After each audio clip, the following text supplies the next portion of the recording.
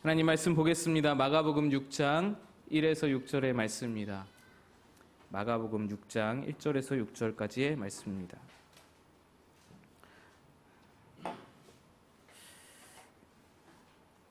신약성경 61페이지에 있는 마가복음 6장 1절에서 6절까지의 말씀입니다.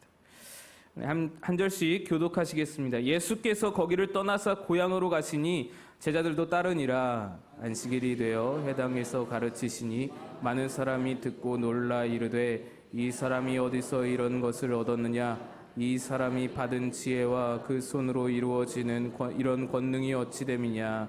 이 사람이 마리아의 아들 목수가 아니냐? 야고보와 요셉과 유다와 시몬의 형제가 아니냐? 그 누이들이 우리와 함께 여기 있지 아니하냐 하고 예수를 배척한지라. 예수께서 그들에게 이르시되 선지자가 자기 고향과 자기 친척과 자기 집 외에서는 존경을 받지 못함이 없느니라 하시며 거기서는 아무 권능도 행하실 수 없어 다만 소수의 병자에게 안수하여 고치실 뿐이었고 그들이 믿지 않음을 이상히 여기셨더라. 이에 모든 촌에 두루다니시며 가르치시더라. 아멘. 할렐루야. 6절 말씀이 나뉘어져 있는데 그 뒤까지가 6절 말씀입니다. 오늘 6장의 말씀은 장소와 시간이 비교적 구체적으로 드러나 있습니다. 특별히 오늘 6장 1절에서 6절의 말씀은 고향에서 배척을 받으신 그 사건을 말하는 말씀입니다. 1절에서 예수께서 거기를 떠나라고 기록이 되어 있습니다. 거기는 어디일까요? 우리가 지지난주에 말씀을 나눴던 그 말씀이 맞춰진 지점입니다. 달리다쿰 하면서 소녀야 일어나라, 아침이야 일어나라 하셨던 그 야이로의 집이 바로 여기 오늘 1절에서 말씀하시는 거기입니다. 거기를 떠나사, 야이로의 집을 떠나사 향하신 곳이 어딘가요? 고향입니다. 예수님의 고향은 나사렛 동네입니다.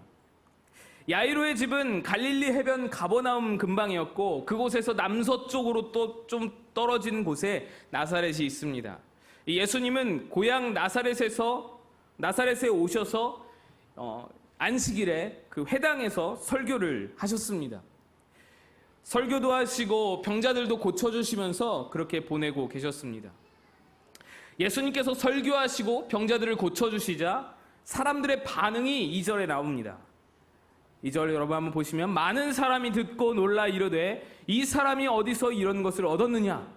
이 사람이 받은 지혜와 그 손으로 이루어지는 이런 권능이 어찌 됨이냐? 사람들이 깜짝 놀랐습니다. 뭐 이런 일이 다 있느냐? 이런 메시지가 있느냐? 이 메시지에서, 예수님의 메시지에서 지혜가 나타났어요. 사람들이 느껴질 정도로 지혜가 막 뿜어져 나오는 것입니다. 예수님의 손에서, 예수님의 치유하시는 그 이적에 일으키시는 그 손에서 권능이 막 번뜩였습니다. 사람들이 막 볼 때 느껴질 정도로 권능이 분명히 드러났습니다. 자, 이제 여러분, 이 나사렛 동네는 변화하는 것은 시간 문제죠. 예수님이 지혜의 말씀을 선포하셨고 또 사람들도 그것을 느꼈고 예수님의 손에서 권능이, 치유의 권능이 뿜어져 나왔고 사람들도 그것을 보았습니다. 그러면 이제 변화되는 거잖아요. 그러면 이제 구원받는 거고 그러면 이제 복음으로 모든 사람이 하나 되는 것입니다. 그런데 그게 안 되는 거예요. 이 나사렛 동네에서 예수님이 지금 다 은혜를 만들어서 은혜를 떠서 먹여주셨는데도 먹지를 못하는 겁니다. 누군가가 외칩니다. 3절이죠. 이 사람이 마리아의 아들 목수가 아니냐? 야고보와 요셉과 유다와 시몬의 형제가 아니냐? 그 누이들이 우리와 지금 함께 여기에 있지 아니하냐? 이러는 겁니다. 예수님의 공생애, 예수님이 30살부터 공생애, 즉 사역을 시작을 하셨는데 그 30살이 되기 전에 동네에서 고향 땅 나사렛에서 자라왔던 그 성장 과정을 지켜봤던 경험이, 그 동네 사람들이 다 지켜봤을 거 아니에요? 그 경험이 이 사람들에게, 이 동네 사람들에게는 예수님의 말씀과 기적이 은혜로 받아들여지는데 지금 걸림돌이 되고 있는 거예요. 방해가 되고 있는 것입니다. 여러분, 예수님과 한 동네에 살았다는 것이 얼마나 축복입니까? 얼마나 반가운 일이에요. 여러분 그러지 않겠어요? 박종철 목사님과 한 동네 살았다는 것이 여러분 그런 분 계시다면 얼마나 좋겠어요. 안 좋으시려나? 예수님과 친분이 있고 예수님의 남달랐던 그 과거를 내가 알고 있다는 것이 얼마나 여러분 위대한 경험입니까? 얼마나 자랑스럽고 얼마나 할 말이 많겠어요. 지금 전국에서 사람들이 예수님 한번 만나보고자 지금 막 몰려드는 상황이에요. 지금 예수님은 거의 지금 우리나라의 BTS급입니다. 막 아이돌처럼 막 수많은 사람들이 막 여기저기서 몰려오고 예수님을 보고자 한 번만 만나고자 막 몰려오는 겁니다. 그런데 예수님의 고향 사람들을 얼마나 축복이에요. 그런데 나사렛 동네에서는 단 한 명도 이 축복을 축복대로 누리지를 못하는 겁니다. 이 축복을 한 명도 축복으로 누리는 사람이 없는 거예요. 나사렛 동네에는.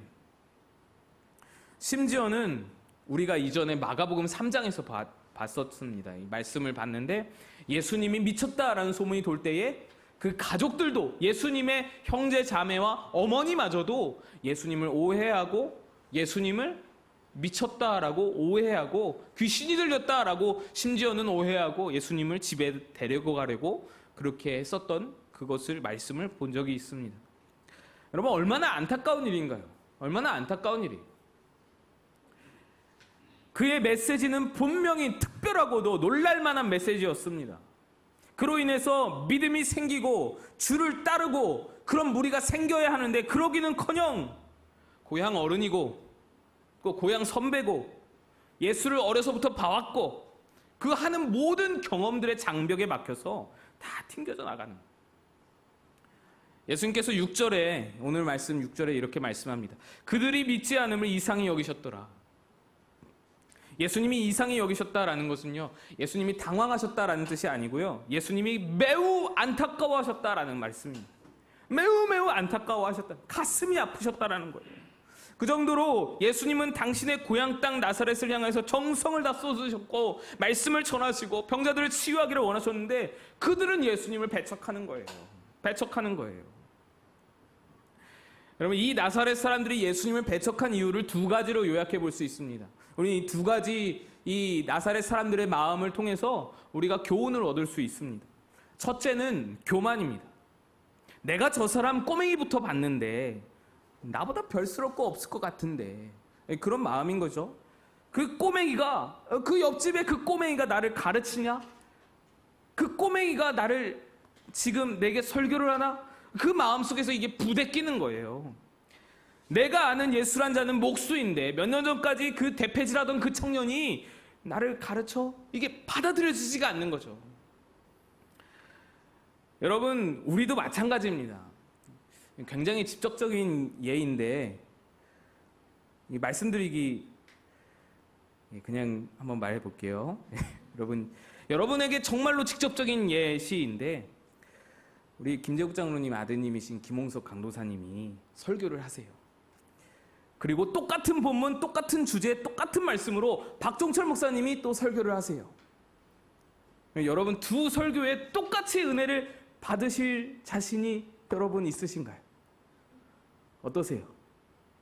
여러분은 충분히 가능하시겠죠. 겸손하시니까. 여러분 그렇잖아요. 박종철 목사님이 서시면 저절로 마음이 겸손해져요. 저절로 마음이 온화해집니다. 저절로 마음이 누그러지는 거예요.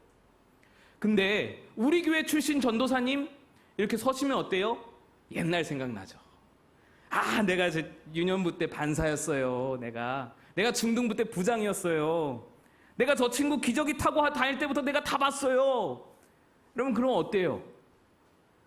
말씀이 말씀으로 잘 들려오지 않아요. 뭔가 내 안에서 필터링 돼서 들려오는 거예요. 그럼 저도 경험해 봤습니다. 저도 이제 막 신대원 입학하신 그 전도사님이 설교를 하는데 제 안에서 그러는 거예요. 이거 여러분보다 훨씬 덜한 상황인 거죠. 제 안에서 그러는 거예요. 아이고 우리 전도사님 참 좋으실 때네. 제만 그런 거예요. 그러더니 아유 저 때니까 저렇게 설교할 수 있지 그러는 거예요. 그럼 제가요 깜짝 놀랐습니다. 아유 전도사님 좀 더 나이 먹어 보세요. 그게 그렇게 되나. 마음에 그 생각이 들면서 깜짝 놀란 거예요. 제가 내가 교만하구나. 내가 교만하구나. 내 안에 말씀이 말씀으로 들려오지 않고 교만을 거쳐서 들리는 거예요. 물론 여러분들은 김홍석 강도사님이나 박종철 목사님이나 똑같이 차별 없이 들으실 분들이에요. 왜 그런 줄 아세요? 제 설교를 아무 말 없이 이렇게 가만히 들으시잖아요. 여러분 몇 개월간 그냥 가만히 그냥 잠자코 들으시잖아요.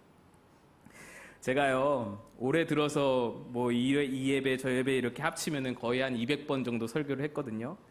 근데 이 어린 목사가 200번 넘게 그렇게 설교를 하는데 여러분 가만히 듣고 계시잖아요. 얌전히 듣고 계시잖아요.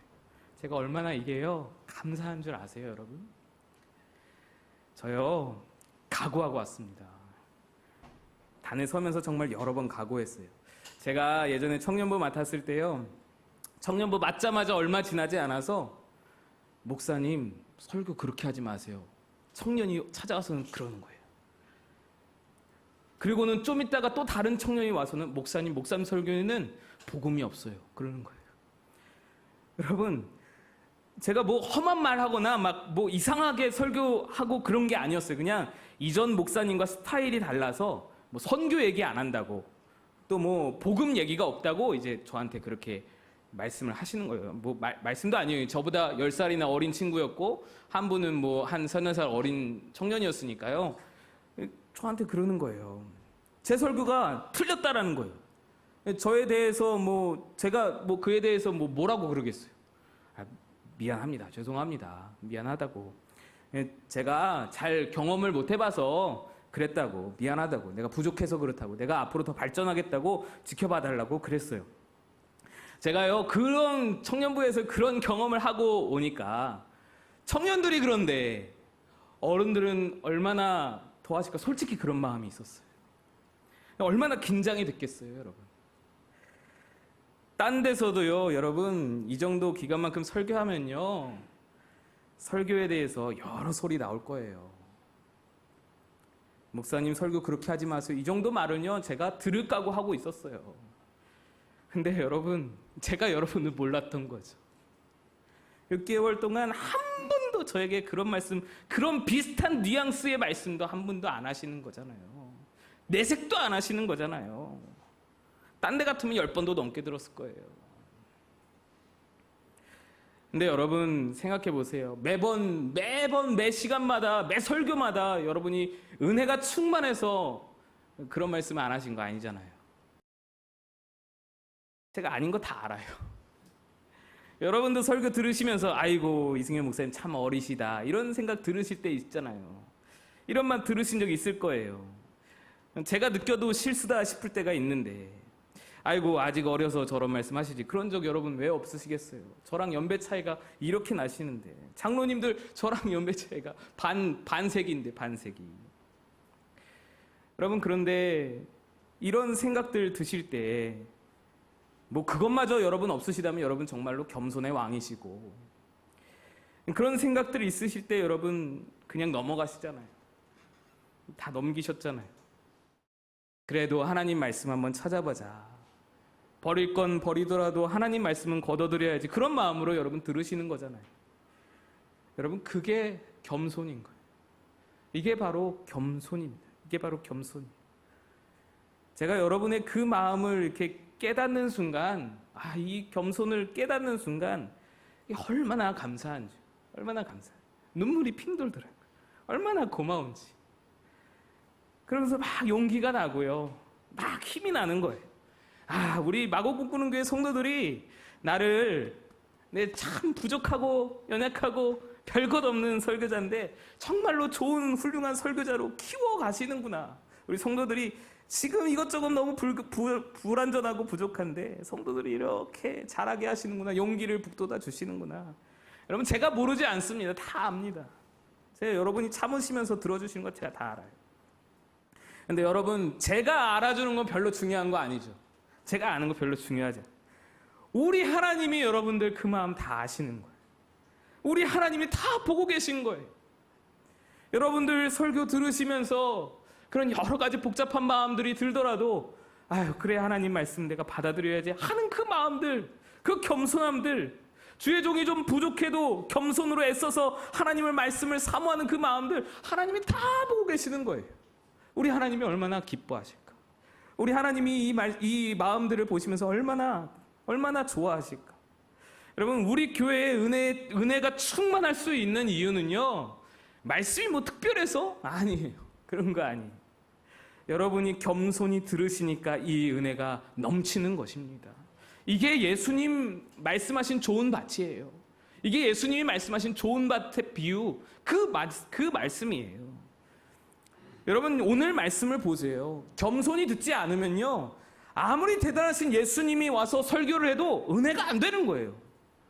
예수님이 오셔서 설교하는데 손가락질하는 거예요. 예수님이 오셔서 설교하는데 뭐 멱살 잡으려고 그러는 거예요. 막 내쫓으려고 그러는 거예요. 배척을 하려고 그러는 거예요. 이게 여러분, 이게 이해가 되세요? 마음이 꽉 막혀 있으면, 교만하면은 아무리 박종철 목사님 아니라 예수님이 오셔도 은혜가 안 된다니까요. 그런데 겸손하면 어때요? 마음이 겸손하면 설교 아니라 찬양대 서서 피스만 들어도 눈물이 주르륵 나는 거예요. 우리 교회잖아요. 우리 교회잖아요. 저기 유아유치부 그 화면으로 전도사님이 설교하셔도 그거 보면서도 은혜가 되는 거예요. 은혜가 되는 거예요. 하나님 말씀이라면 어디서든 선포될 때 은혜가 되는 거예요. 이게 겸손한 마음. 이게 여러분들 가지신 마음이라고요. 하나님이 기뻐하시는 마음. 그래서 우리 교회에 은혜가 넘치는 거예요. 이 겸손함 때문에. 여러분, 지금과 같이 이 겸손함으로 평생을 주님 만나는 그날 때까지, 주님 앞에 서는 그날까지, 하나님, 저 다른 건 없어도 제가요, 하나님 말씀 선포되는 자리에서 늘 겸손함으로 들었어요. 이 말 한마디 할 수 있으면 얼마나 축복이겠어요. 우리 하나님 앞에 설 때까지 여러분, 이 겸손함을 늘 유지하시면, 제가 많이 배운다니까요. 겸손하심을 유지하시는 여러분 다 되시기를 축복합니다. 둘째로 나사렛 사람들이 잘못한 것은요, 듣지 않고, 이 메시지를 듣지 않고, 선포되는 메시지를 듣지 않고 메신저를 바라보았다라는 것입니다. 제가 예전에 새벽에도 설교한 적이 있는데, 어떤 주제를 가지고 이렇게 논쟁을 할 때 흔히 범하는 오류가 메신저를 공격을 하는 거예요. 메시지를, 그 사람이 말한 메시지를 논리적으로 반박하기가 어려울 때 메신저를 깎아내리는 거예요. 메신저를 깎아내리는 방법으로 공격을 가합니다. 인신공격을 가하거나 또는 메신저의 자격을 운운하면서 메신저를 공격하고, 그러면서 메신저와 함께 메시지도 함께 깎아내리는 거예요. 여러분, 메시지에, 선포되는 메시지에 집중을 해야지 메신저에 집중하면 안 되는 거예요. 지금 여기서 나사렛 사람들이 바라보는 메신저가 누구인가요? 누구예요, 여러분? 예수님이죠. 예수님인데 우리가 생각하는 예수님과 좀 달라요. 지금 이들이 바라보는 예수님은요, 전능하신 하나님의 아들, 우리의 구원자, 메시아 예수 그리스도가 아니에요. 이들이 바라보는 예수는 우리 동네 그 꼬맹이, 그 우리 옆집 살던 그 목수 아들, 요셉의 아들, 마리아 아들, 그 야고보의 형, 그 친구 공부 못하던 걔, 그거예요. 그 예수님이에요. 여러분, 이 사람들이, 제가 처음에 말씀드렸죠, 메시지를 들었을 때 반응이 어땠어요? 메시지에 놀랐어요. 메시지로부터 신령한 지혜를 느꼈습니다. 어떤 신적인 권능을 느꼈습니다. 그러면 그거를 있는 그대로 받아들이면 되는 거예요. 누가 전파하시든 누가 전하시든 상관없이 그걸 그냥 받아들였으면 되는 거예요. 내게 복되라고 그걸 받아들이면 되는 거예요. 근데 메신저가 별거 아니다라고 느껴지는 순간 메시지마다도 다 갖다 버리는 거예요. 과일을 깎다가 껍질에 뭐가 묻었어요. 그럼 껍질만 버리면 되는 거예요. 그렇다고 껍질에 뭐가 묻었다고 알맹이마저 에이 더럽다 그러고 다 버리는 거예요. 아기를 목욕시키다가 물이 더러워졌어요. 물을 버리면서 아기까지 버리는 거예요. 이거 좀 심하지만 버리는 거예요, 같이. 그 메신저, 예수님의 초라한 모습, 그 나사렛 동네에서 함께 자라던 그 평범한 모습, 그 모습을 보더니 예수님의 입에서 선포되는 정말 알차고 알맹이, 그 너무나도 귀중한 메시지와 함께 이 예수님을 갖다 버리는 거예요. 여러분, 이게 얼마나 어리석습니까? 여러분, 이것이요, 보이는 것에 속는 인생입니다. 보이는 것에 속는 인생. 여러분 한번 따라해 보시겠어요? 여러분 죄송하지만 피곤하신데 한번 따라해 봅시다. 보이는 것에 속는 인생. 이런 인생이 있다라는 거예요, 여러분. 복면가왕이라는 TV 프로그램이 있어요. 보신 적 있을 것 같은데 오래된 프로그램이라서 가면을 쓰고 노래 경연을 하는 프로그램이에요. 어느 날 제가 그거를 우연히 한번 봤는데 가면을 쓰고 누가 노래를 부르는데 영락없는 가수인 거예요. 너무너무 잘 기똥차게 부르는 거예요. 세상에 너무 잘 부른다. 무슨 저는 여러분 락커 김경호라고 있어요. 저희 세대의 가수인데 김경호 제가 따라하기 그런데 김경호 같다라는 생각이 확 드는 거예요. 와 정말 잘하더라고요. 와 기가 막히게 노래를 잘 뽑더라고요. 가수 김경호는 아니더라도 아니겠지. 가수 김경호가 여기 나오면 손해죠. 그러니까 가수 김경호는 아니더라도 어떤 대단한 가수 내지는 뭐 뮤지컬 배우라든지 어쨌든 이런 노래로 먹고 사는 사람이겠다. 목소리로 먹고 사는 사람이겠다 싶었어요. 그래서 와 누굴까 기대하면서 봤거든요. 가면을 딱 벗었는데 완전 노래 못할 것 같은 개그맨인 거예요. 정말 노래 못하게 생긴 개그맨. 제가요 그걸 보면서 정말 깊이 많이 깨달았어요. 보이는 게 다가 아니구나. 보이는 게 다가 아닌 거예요. 개그맨이 자기 얼굴 드러내놓고 그냥 노래했으면은 노래 좀 하네 이렇게 봤을 거예요. 제가 분명히 노래 좀 하는구나 저 개그맨. 근데요 그 노래를 고지 못 듣는 거예요. 얼굴 때문에 그의 이미지 때문에 그의 웃기는 그 이미지 때문에 그 노래 소리를 고지 못 듣는 거예요. 제가. 그런데 가면을 쓰니까 선입견을 지우고 편견을 버리고 노래 자체로만 평가를 하니까 다르게 들려지죠. 완전히 다르게 들려지죠. 여러분 이렇게요 보이는 것이 우리를 얼마나 교묘하게 속이는지 모릅니다. 보이는 게 좋다고 그 내실 있는 것도 아니다라는 것입니다. 그래서 성경은요 안목의 정욕이라고 했습니다. 요한 1서 2장 16절 우리 함께 읽겠습니다. 요한 1서 2장 16절 함께 읽습니다. 시작. 이는 요한 1서 2장 16절 말씀 화면을 좀 띄워주시면 없나요? 네, 그럼 제가 읽겠습니다. 이는 세상에 있는 모든 것이 육신의 정욕과 안목의 정욕과 이생의 자랑이니 다 아버지께로부터 온 것이 아니요 세상으로부터 온 것이라. 우리 안에 저를 보세요. 우리 안에 우리를 세속으로 이끌고 가는 요소가 세 가지가 있대요. 하나는 육신의 정욕이고 하나는 이생의 자랑이에요. 육신의 정욕, 이생의 자랑, 대단한 어떤 그 악함 같잖아요. 뭔가 육신의 정욕, 탐욕, 음란, 막 그런 정욕적인 것들, 그런 것과 이생의 자랑, 교만함이잖아요. 내 자랑하는 것, 나타내는 것, 나를 드러내는 것, 나 높아지는 것, 이런 것들과 함께 중요한, 우리를 죄로 이끌어가는 중요한 그런 요소가 하나 있는데 뭐냐? 안목의 정욕이다라는 거예요. 안목의 정욕. 청각의 정욕이나 뭐 미각의 정욕이나 그런 건 없는데 안목의 정욕은 있다라는, 여기에 포함된다라는 거예요. 왜요? 보이는 것이 우리에게 그토록 영향을 미친다라는 거예요. 그래서 세상 사람들이 그렇게 말하는 거예요. 여러분, 하나님 내게 보여주면 내가 믿을게. 하나님 나한테 보여줘봐 그럼 내가 믿을게. 여러분 많이 들어봤을 거 아니에요. 사람들은요 보면 믿는다고 말을 해요. 보이면 믿겠다고 말을 해요. 아니요. 근데 그거는요 보는 것에 속아가는 사람이 보이는 것에 속는 인생들이라는 거예요. 보이는 게 다가 아닌데, 보이는 게 전부가 아닌데 보이는 것에 속으며 살아가는 인생들인 거예요. 진짜는 보이지 않는 것에 있는 거예요. 실속은 보이지 않는 것에 있는 거예요. 알맹이는 보이지 않는 것에 있는 거예요. 보이는 것은 오히려 우리를 속일 때가 많은 거예요. 거치장 잘 해놓는데 안에는 개살구, 거치장 잘 해놨는데 속은 시체 썩어가는 무덤. 보이는 것이 우리를 속이고 우리를 넘어지게 하는 것입니다. 인류 최초의 범죄를 보아도 이 보이는 곳에 넘어졌습니다. 창세기 3장 6절 말씀 함께 읽겠습니다. 시작. 여자가 그 나무를 본즉 먹음직도 하고 보감도 하고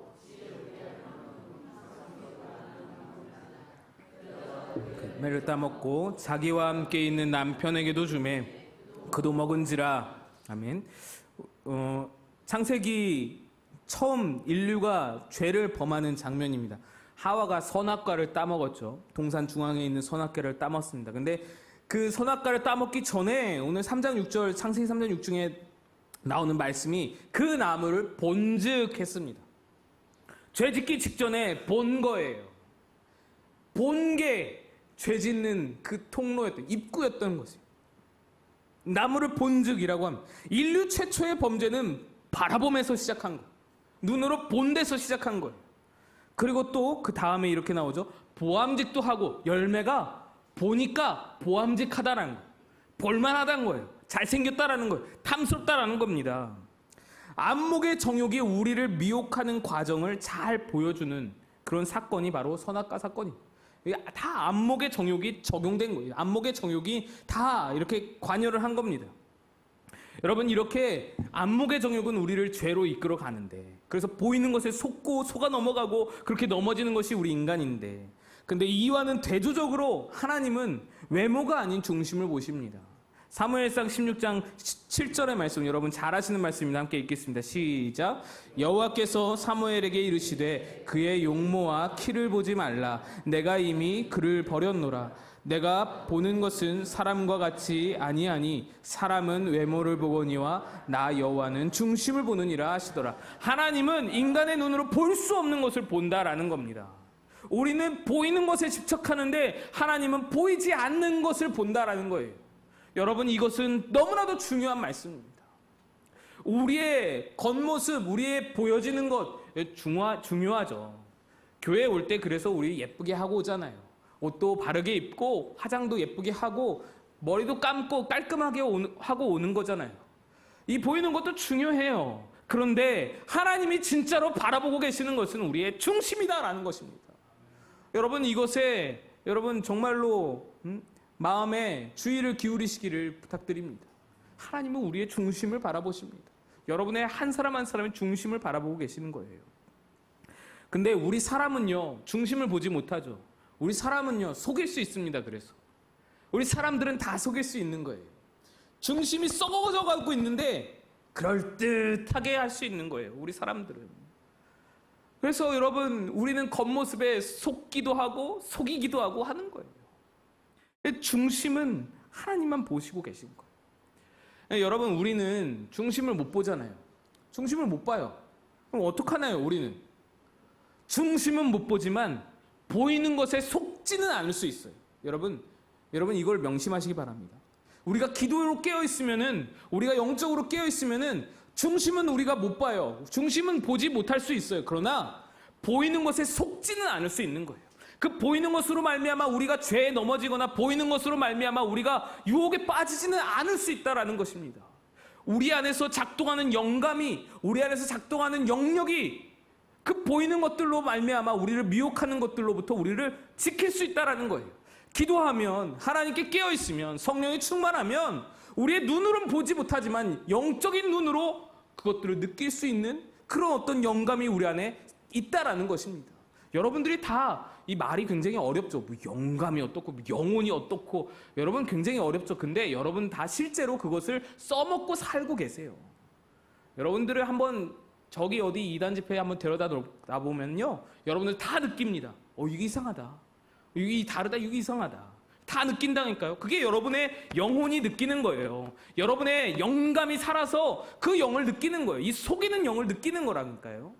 여러분들이 다 느끼고 여러분들이 다 그것을 적용하면서 살고 계시는 거예요. 우리가 중심은 바라보지 못해요. 중심이 어떠한지 확실히 명백하게 우리가 보지는 못해요. 하나님처럼 보지는 못하나 우리도 외모로 속지는 않을 수 있는 거예요. 어떻게? 깨어있다면, 우리가 영적으로 깨어있다면, 기도하고 말씀으로 우리가 무장한다면 우리도 그것은 속지 않을 수 있다는 것입니다. 나사렛 사람들은요, 예수님의 보이는 외모에 자기들만의 선입견을 다 덮어 씌웠어요. 그때 그랬던 애, 나랑 같이 자랐던 애, 나랑 같이 놀던 애, 우리 옆집에서 목수하던 애, 다 선입견을 씌워두고 그걸 벗어나지 못하고 그 모습에 스스로 속아 넘어갔어요. 그 외모에, 그 보여지는 모습에 속아 넘어갔어요. 사실 그 모습도 진짜가 아니잖아요. 예수님은 지금 완전히 다른 삶을 살고 계시잖아요. 예수님은 지금 메시아시잖아요. 예수님은 인류를 구원할 구원자이시잖아요. 근데 그걸 또 보지 못하면서 자기들이 가짜를 덮어두고는 거기에 자기들이 다 속아 넘어가는 거예요. 여러분, 이것이 얼마나 무서운지요. 한 번 그들이 속으니까 잘 벗겨지지가 않습니다. 사실 예수님의 이 지금 나사렛 방문은요, 처음이 아니었습니다. 누가복음 4장에 보면 또 다른 고향 배척의 사건이 기록되어 있어요. 누가복음 4장 28에서 30절 말씀 제가 읽겠습니다. 회당에 있는 자들이 이것을 듣고 다 크게 화가 나서 일어나 동네 밖으로 쫓아내어 그 동네가 건설된 산 낭떠러지까지 끌고 가서 밀쳐 떨어뜨리고자 하되 예수께서 그들 가운데로 지나서 가시니라.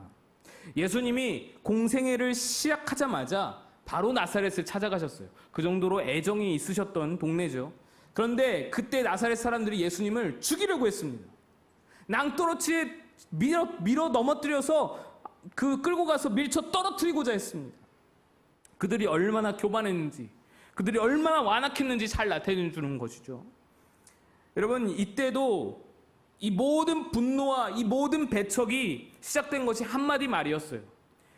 그들이 얼마나 교만했는지, 이 사람이 요셉의 아들이 아니냐, 이 한마디에 다 분노하고 막 배척이 시작되는 거예요. 그 마가복음 3장의 그 배경이 아마 이때 깃들어져 있을 것이라고 그렇게 생각이 듭니다. 뭐냐면, 미쳤다, 바알세붑이 집혔다, 귀신의 힘을 빌어서 병자들을 고치고 다닌다, 기적을 일으키고 다닌다, 그러한 어떤 소문들이 아마 영향을 미치지 않았을까. 그때부터 편견이 딱 씌워지고요, 눈이 딱 가려지는 거예요. 그러고 나니까 그의 메시지도, 그의 권능도 아무런 소용이 없는 거예요. 예수님은 죽어야 할 자인 거예요. 강팍함이 그들에게서 일어나는 것입니다. 한 번 그렇게 속아 넘어가니, 한 번 그렇게 보여지는 것에 속아 넘어가니 절대로 좀처럼 변하지가 않는 거예요. 그래서 오늘 말씀에 예수님이 시간이 좀 지나서 이제 전국적으로 예수님에 대한 소문이, 메시아라는 소문이 막 퍼지고 있을 그때에 예수님이 그들에게도 다시 한번 기회를 주시면서 다시 한번 다가가서 긍휼을 베푸시고자 하는데 그들은 벗겨지지 않는 거예요. 편견이 벗겨지지 않는 눈으로 그들을 여전히 예수님을 그렇게 바라보는 겁니다. 한 번 그렇게 보이니 고쳐지기가 힘든 겁니다. 여러분, 우리가 깨어 있어야 하는 이유가 여기에 있습니다. 한 번 이렇게 씌워지니 이게 끊임없이 속아 넘어가는 거예요. 여러분, 다시 한번 따라해 봅시다. 보이는 것에 속지 말자. 이렇게 해서 이 나사렛에 임한 결과가 어떻게 되었냐면요, 5절 말씀입니다. 거기서는 아무 권능도 행하실 수 없어 다만 소수의 병자에게 안수하여 고치실 뿐이었고, 이 구절을 보면 나사렛 사람들이 배척하여서 예수님께서 뭔가 적극적으로 권능을 행하지 못하신 것처럼, 몇 명 병자만 치유하신 것처럼 보이는데, 사실 원어를 다시 잘 살펴보면서 해석해보면 예수님께서 몇몇 병자만 안수하여 치료하신 것을 제외하고는 거기에서 아무런 권능도 행하지 않으셨다라는 번역이에요. 못하신 거랑 안 하신 거랑 다르죠. 차이가 있습니다. 행할 수 없었던 거랑 행하지 않은 거랑은 분명한 차이가 있는 거예요. 뜻이 달라지는 거죠. 실제로 병행본문인 마태복음에 이렇게 기록되어 있습니다. 마태복음 13장 58절 말씀입니다. 다 같이 읽겠습니다. 시작. 그들이 믿지 않음으로 말미암아 거기서 많은 능력을 행하지 아니하시니라. 예수님이 안 하신 거예요. 예수님이 안 하셨습니다. 왜 안 하셨습니까?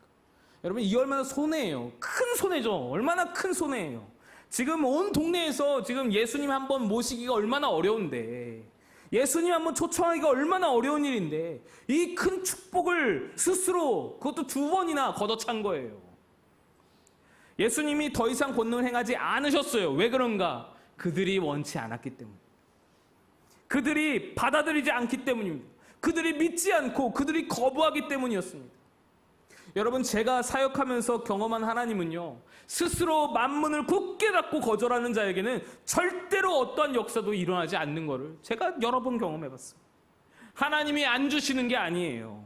내가 문을 닫고 내가 문을 걸어 잠그고 예수님을 밖에 세워두는 거예요. 우리 계시록 말씀 보겠습니다. 계시록 3장 20절 함께 읽습니다. 시작. 볼지어다 내가 문 밖에 서서 두드리노니 누구든지 내 음성을 듣고 문을 열면 내가 그에게로 들어가 그와 더불어 먹고 그는 나와 더불어 먹으리라. 예수님이 말씀하십니다.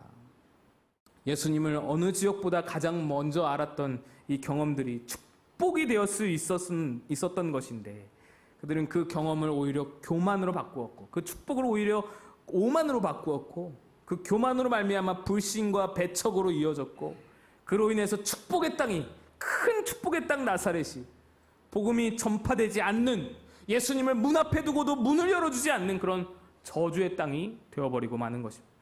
여러분 내 안에 교만의 위력이 그렇습니다. 내 안에 그 보이는 것에 속아 넘어가는 그런 어떤 그 잘못들의 위력이 그렇습니다. 복을 걷어차는 거예요. 보이는 것에 속아서 축복을 거부하는 겁니다. 문 밖에 내쫓는 겁니다. 여러분 우리의 마음이 이러한 어리석음을 범하지 않도록 주의하시기를 축복합니다. 우리도 날마다 교만과 보이는 것에 속는 마음을 걷어내야 하는 거예요. 날마다. 그렇지 않으면 우리 마음도 예수를 쫓아낼 수 있는 거예요. 배척할 수 있는 거예요. 나사렛의 마음을 멀리하시는 우리 마곡 꿈꾸는 교회 성도들 다 되시기를 축복합니다. 기도하겠습니다. 하나님 아버지